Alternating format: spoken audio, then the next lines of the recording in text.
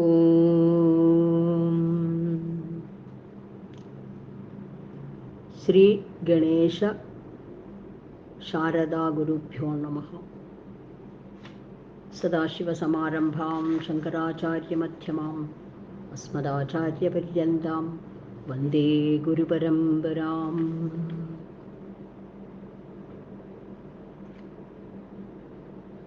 ഓങ്കാരപ്പൊരുളാം ജഗജ്ജനനീ നിൻ പാദം നമിച്ചന്വഹം ശങ്കാഹീനമുരച്ചിടാം സവിനയം സത്യം പരം ധീമഹി.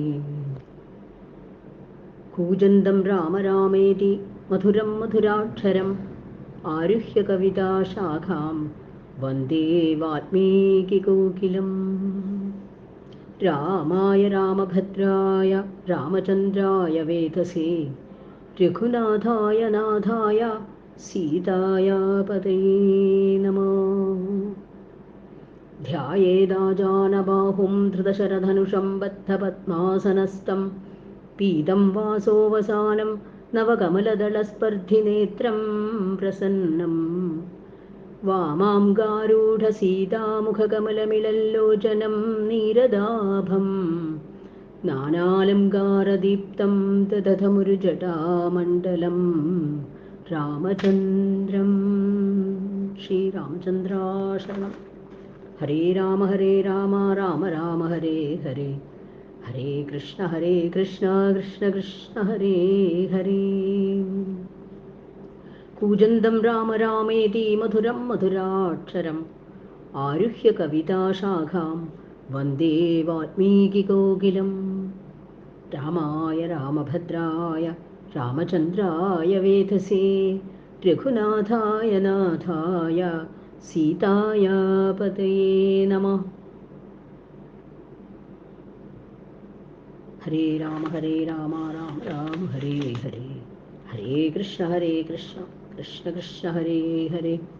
എല്ലാവർക്കും നമസ്കാരം. വാൽമീകി രാമായണത്തിലെ അയോധ്യാകാന്ഡത്തിൽ 95-ാമത്തെ സർഗമാണ് വ്യാഖ്യാനം പറയുന്നത്.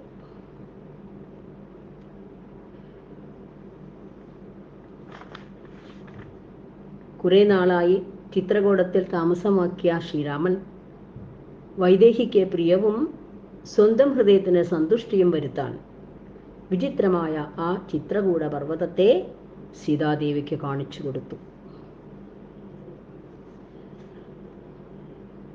ഈ മനോഹരമായ പർവ്വതം കാണുമ്പോൾ രാജ്യനഷ്ടമോ ബന്ധുക്കളുടെ വേർപാടോ എൻ്റെ മനസ്സിനെ ബാധിക്കുന്നില്ല എന്നാണ് ശ്രീരാമൻ പറയുന്നത്.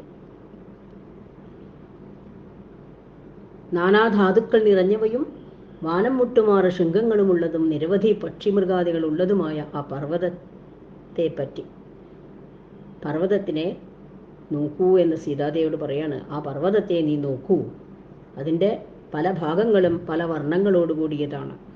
പൂക്കളും ഫലങ്ങളും നിറഞ്ഞ പലതരത്തിലുള്ള വൃക്ഷങ്ങൾ തണൽ വിരിച്ചുകൊണ്ട് ആ പർവ്വതത്തെ കൂടുതൽ മനോഹരമാക്കുന്നുണ്ട്.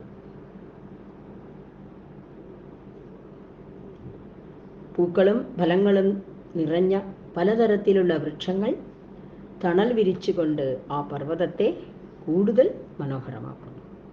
നീർച്ചോലകളും ഉറവകളുമുള്ള ആ ശൈലത്തിൽ കാറ്റടിക്കുമ്പോൾ പൂക്കളുടെ പരിമളം നിറഞ്ഞു നിൽക്കുന്നുണ്ട്. പർവ്വതത്തിന് ചുറ്റും പലതരത്തിലുള്ള അനേകം പരന്ന പാറകൾ പല വർണ്ണത്തിൽ, നീല, മഞ്ഞ, വെളുപ്പ്, ചുവപ്പ് തുടങ്ങി പല വർണ്ണത്തിൽ കാണാം. ഭൂമി രണ്ടായി പിളർന്ന പോലെ ഈ ചിത്രകൂട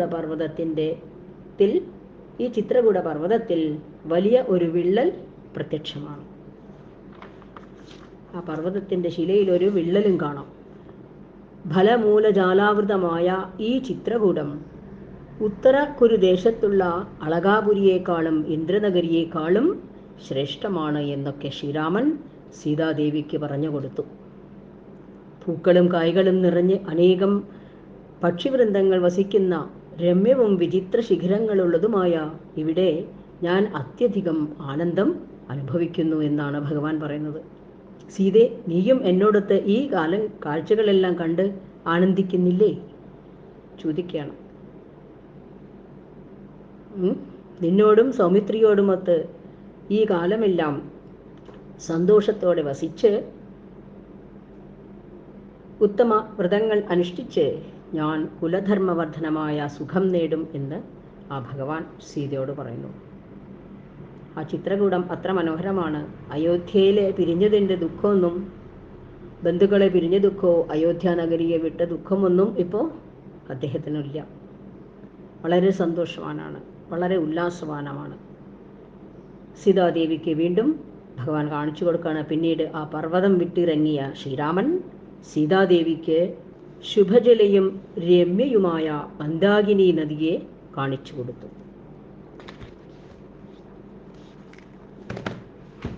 അധശൈലാദ്വിനിഷ്ക്രമ്യ മൈഥിലിം കോസലേശ്വര അദർശയ ശുഭജലാം രമ്യാം മന്ദാകിനിം നദിം അബ്രവീച്ച വരോരോഹാം ചന്ദ്രചാരുനിഭാനനാം വിദേഹരാജസ്യ സുതാം രാമോ രാജീവലോചന. രാജീവലോചനായ രാമൻ ശുശ്രൂണിയും തിങ്കൾ നേർമുഖിയുമായ വൈദേഹിയോട് ഇങ്ങനെ പറഞ്ഞു: വിചിത്രപുളിനാം രമ്യാം ഹംസസാരസസേവിതാം കുസുമൈരുപസമ്പന്നാം പശ്യമന്ദാകിനീം നദിം. മനോഹരമായ മണൽത്തിട്ടകളോടെ പലതരം പൂക്കൾ നിറഞ്ഞ ഹംസസാരസങ്ങൾ മേവുന്ന രമ്യമായ മന്ദാകിനി നദിയെ നോക്കിക്കാണൂ എന്ന് പറയുകയാണ് സീതയോട്. പലതരം പൂക്കളും കായ്കളുമുള്ള തീരവൃക്ഷങ്ങൾ എങ്ങും നിറഞ്ഞ മന്ദാകിനി രാജരാജന്റെ പത്മിനി പോലെ വിരാജിക്കുന്നു.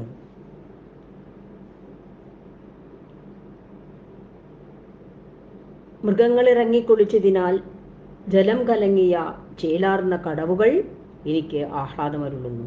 അവിടെ പലതരത്തിലുള്ള കടവുകൾ കാണാം. മൃഗങ്ങളെല്ലാം പലതരത്തിൽ വന്ന് വെള്ളം കുടിച്ചു പോകുന്ന ആ നദി കലങ്ങി മറിഞ്ഞ ജലത്തോടുകൂടി അവിടെ കടവുകൾ അവിടെ കാണാം.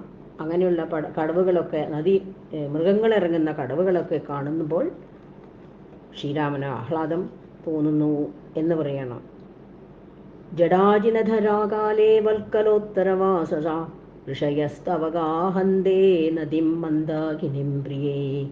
പ്രിയേ, വാൻതോലും ജടയുമണിഞ്ഞ് മരവുരിയാൽ ഉത്തരീയവുമിട്ട് ധരിച്ച മുനിമാർ മന്ദാകിനി നദിയിലിറങ്ങി മുങ്ങുന്നത് നോക്കൂ. ആദിത്യ ഉപതിഷ്ഠന്തേ നിയമാദൂർധബാഹവ ഏതേ പരേ വിശാലാക്ഷി മുനയ സംശിതപ്രദാ. വിശാലാക്ഷി എന്ന് സീതയെ വിളിക്കുന്നതാണ്, പല പേരിലും വിളിക്കുന്നു മാത്രം. നിയതവ്രതരായ ഋഷിമാരിൽ ചിലർ കൈകൾ ഉയർത്തി നിഷ്ഠയോടെ ഇതാ ആദിത്യനെ ഉപാസിക്കുന്നു.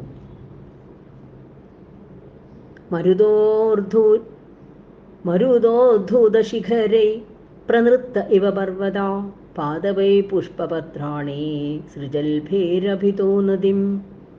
കാറ്റിലാടുന്ന കൊമ്പുകളാലും പൂക്കളും ഇലകളും നദിയിലെങ്കും തൂകുന്ന പാദപങ്ങളാലും പർവ്വതം നൃത്തം ചെയ്യുന്നത് പോലെ തോന്നുന്നു.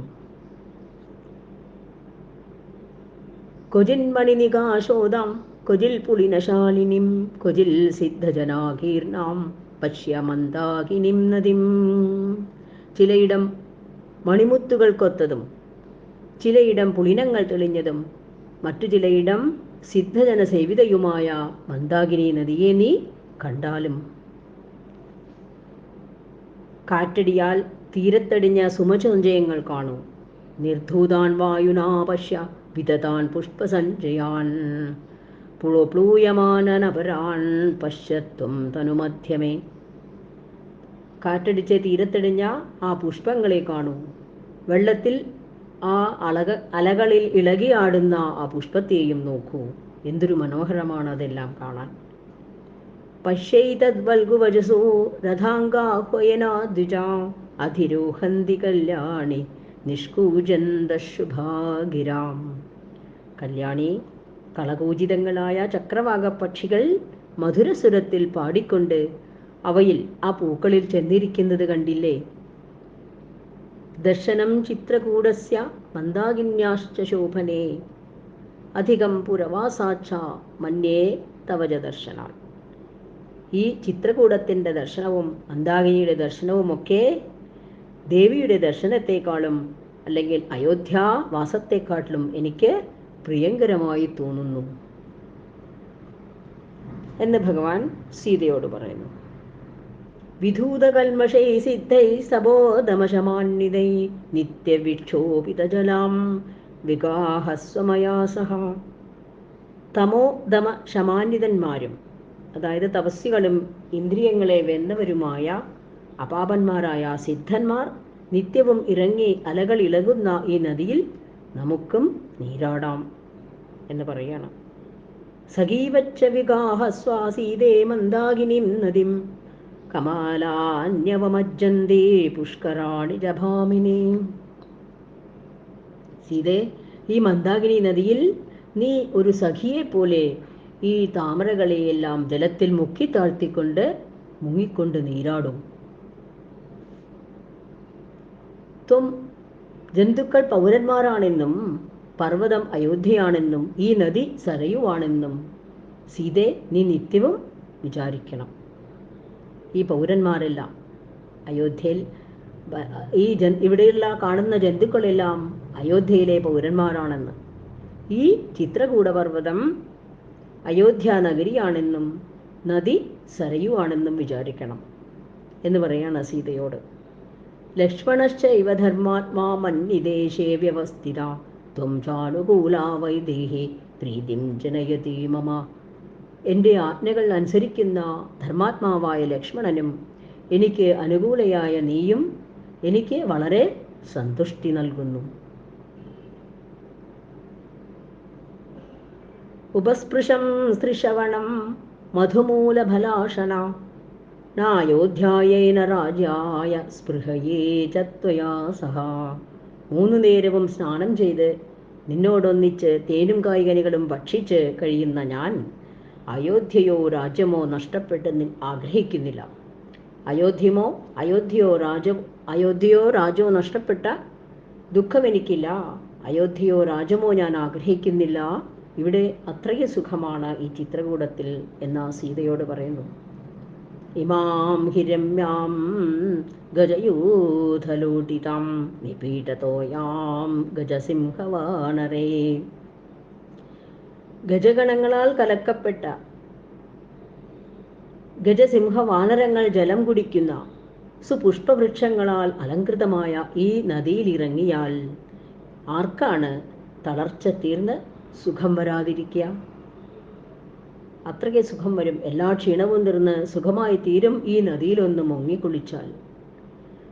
അവിടെ 2 നേരവും 3 നേരവും കുളിച്ച് അവർ ആ പർവ്വതത്തിൽ ചുറ്റിക്കറങ്ങി കാണണം. അവിടുത്തെ ആ കായ്കനികളും തേനുമൊക്കെ ഭക്ഷിച്ചു കഴിയുന്ന ശ്രീരാമനും സീതയ്ക്കും അയോധ്യയേക്കാൾ സുഖമായി തോന്നിയ ചിത്രകൂട പർവ്വതം. ഇതീവ രാമോ ബഹുസംഗതം വച പ്രിയാസഹായ സരിതം പ്രതിബ്രുവൻ ചചാരരമ്യം നയനാഞ്ജനപ്രഭം സചിത്രകൂടം രഘുവംശവർദ്ധന. ആ പ്രിയയോടുകൂടി ശ്രീരാമൻ ഇങ്ങനെ ആ മന്ദാകിനി നദിയുടെ പുഴയെക്കുറിച്ച് പലതും പറഞ്ഞ് മഹത്വമെല്ലാം, മന്ദാകിനി നദിയുടെ മഹത്വങ്ങളെല്ലാം പറഞ്ഞ് മിഴികൾക്ക് അഞ്ജനവും മനസ്സിന് കുളിർമയും നൽകുന്ന ആ ചിത്രകൂട പർവ്വതത്തിൽ എങ്ങും ചുറ്റിസഞ്ചരിച്ചു. വളരെ പ്രിയപ്പെട്ടതായി തോന്നി ഭഗവാൻ ആ ചിത്രകൂടം. പക്ഷേ അധികം കാലമൊന്നും അദ്ദേഹം അവിടെ ഉണ്ടാവില്ലല്ലോ.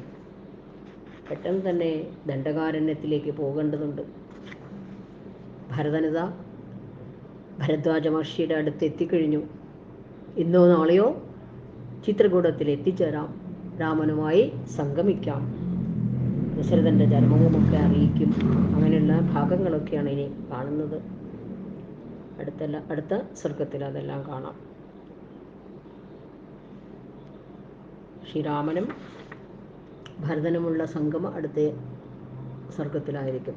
ഭരതാഗമന ദർശനമാണ് അടുത്ത സർഗം. ലക്ഷ്മണൻ ആദ്യം സംശയിക്കുന്നു, കോപം കൊണ്ട് പറയുന്നു. ആ ലക്ഷ്മണനെ ആശ്വസിപ്പിക്കുന്നു ശ്രീരാമൻ. പിന്നെ ശ്രീരാമൻ്റെ ജന്മവൃത്താന്തം അറിയിക്കുന്നു. അതെല്ലാം കേട്ട് ദുഃഖിച്ച് ശ്രീരാമൻ അച്ഛന് വേണ്ടി ക്രിയാദികളെല്ലാം ചെയ്യുന്നു ആ മന്ദാകിനിയിൽ കുളിച്ചുകൊണ്ട്. പിന്നെ ഭരതൻ ശ്രീരാമനോട് നിവേദനം സമർപ്പിക്കുകയാണ്. അയോധ്യയിൽ വന്ന് രാജ്യം ഭരിക്കണമെന്ന്. അഭിഷേക സംഭാരങ്ങളെല്ലാം കൊണ്ടാണ് പോയിരിക്കുന്നത്. പുരോഹിതന്മാരും ബ്രാഹ്മണരും മന്ത്രിമാരും എല്ലാവരും ചേർന്നാണ് ആ ഭരതൻ ചിത്രകൂടത്തിലേക്ക് പുറപ്പെട്ടിരിക്കുന്നത്. ശ്രീരാമനെ കാണാൻ പോയിരിക്കുന്നത്. ശ്രീരാമനെ കൂട്ടിക്കൊണ്ടുവരാൻ അയോധ്യ നഗരിയിലെ രാജാവാക്കാൻ അദ്ദേഹം മനസ്സുകൊണ്ട് ആഗ്രഹിക്കുന്നു ഭരതൻ. അത് സാധിക്കോ ആവോ എന്ന് ഈശ്വരന്മാരോട് പ്രാർത്ഥിച്ചു ഭരതൻ. ശ്രീരാമൻ്റെ മുന്നിൽ ആ നിവേദനം സമർപ്പിക്കുന്നു. ശ്രീരാമൻ അതിനെയൊക്കെ തിരസ്കരിക്കുന്നു. അതായത് അതല്ല ധർമ്മം, നമ്മളുടെ ധർമ്മം ഏതാണ്? സ്വന്തം ധർമ്മത്തെയും ആ സത്യത്തെയും ഒക്കെ അവിടെ ഓർമ്മിപ്പിക്കുകയാണ്. ധർമ്മബോധം വളർത്തി ഭരതനെ നാട്ടിലേക്ക്, അയോധ്യയിലേക്ക് തിരിച്ചയക്കുന്നു. പിന്നീട് ശ്രീരാമനും അവിടെ അദ്ദേഹം നിൽക്കില്ല, ദണ്ഡകാരണ്യത്തിലേക്ക് യാത്ര പോകും. അങ്ങനെയുള്ള ഭാഗങ്ങളൊക്കെ നമുക്ക് പിന്നീട് കേൾക്കാം. അതുവരെ എല്ലാവർക്കും നമസ്കാരം. ഹരേ രാമ രാമ രാമ ഹരേ ഹരേ, ഹരേ കൃഷ്ണ കൃഷ്ണ കൃഷ്ണ ഹരേ ഹരേ, ഹരേ രാമ രാമ രാമ ഹരേ ഹരേ, ഹരേ കൃഷ്ണ കൃഷ്ണ കൃഷ്ണ ഹരേ ഹരേ. യത്ര യത്ര രഘുനാഥ കീർത്തനം തത്ര തത്ര കൃതമസ്തകാഞ്ജലിം ബാഷ്പവാരി പരിപൂർണലോചനം മാരുതിം നമത രാക്ഷസാന്തകം. സ്വസ്തി പ്രജാഭ്യാം പരിപാലയന്ത ധർമ്മേണ മാർഗേണ മഹിം മഹീഷ, ഗോബ്രാഹ്മണേഭ്യഃ ശുഭമസ്തു നിത്യം. ലോകാ സമസ്താ സുഖിനോ ഭവന്തു, ലോകാ സമസ്താ സുഖിനോ ഭവന്തു, ലോകാ സമസ്താ സുഖിനോ ഭവന്തു.